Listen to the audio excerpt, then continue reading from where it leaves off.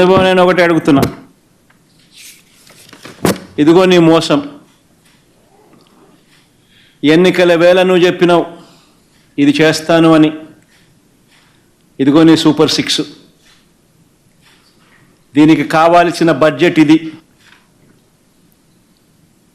74,000 కోట్లు. నువ్వు చేసినది మోసం కాదా?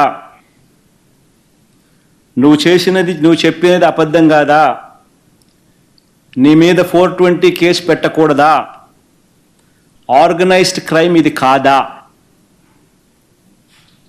అని నేను ట్వీట్ పెడతా ఉన్నాను.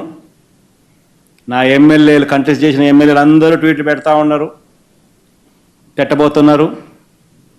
మా పార్టీకి సంబంధించిన అందరూ కూడా ట్వీట్ పెట్టి నీ మీద ఎందుకు 420 కేసు పెట్టకూడదు, నువ్వు చేసినది మోసం కాదా అని వైఎస్ఆర్సీపీకి సంబంధించిన ప్రతి కార్యకర్తకు పిలుపునిస్తూ ఉన్నాను. ఈ రెండు కూడా ఇదే మాదిరిగానే పెడుతూ ట్వీట్ చేయండి. ఇన్స్టాగ్రాము, ఫేస్బుక్, వాట్సాప్, యూట్యూబ్ అన్నిట్లోనూ పెట్టండి. ఎంతమంది నేను అరెస్ట్ చేస్తాడో చూద్దాం. అరెస్ట్ చేయడానికి ఏదైనా ముందుకు వస్తే ఫస్ట్ నా దగ్గర నుంచి స్టార్ట్ చేయమని చెప్తున్నా. ఏమయ్యా నువ్వు చెప్పలేదా ఇవన్నీ?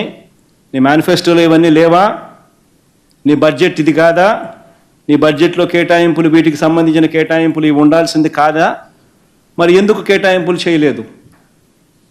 చేసినందుకు, చేయనందుకు, మోసం చేసినందుకు, అబద్ధాలు చెప్పినందుకు నీ మీద 420 కేసు ఎందుకు పెట్టకూడదు అని ప్రశ్నిస్తూ రాష్ట్ర వ్యాప్తంగా ప్రతి ఒక్కరం కూడా ట్వీట్ చేయబోతున్నాం.